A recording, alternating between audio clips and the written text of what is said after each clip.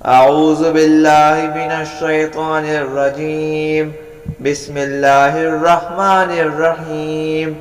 اللہ کے نام سے شروع جو بڑا مہربان نہایت رحم والا ہے۔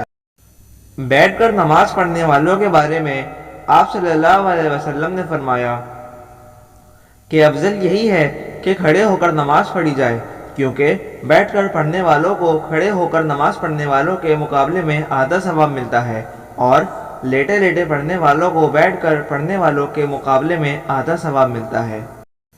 سامعین کرام، ہمیں چاہیے کہ ہم زیادہ سے زیادہ ثواب کمانے کی کوشش کریں، اپنے ثواب کو بلا عذر کم نہ کریں۔ بیماری میں یا بڑھاپے میں بیٹھ کر یا لیٹ کر نماز تو ہو جاتی ہے، مگر ثواب آدھا ہو جاتا ہے، اس لیے جوانی کی نماز کو افضل قرار دیا گیا ہے۔ لہٰذا طاقت اور جوانی کے دنوں میں اپنی عبادات کے ثواب کو کم نہ کریں۔ صحیح بخاری حدیث نمبر 1115 اور 1116۔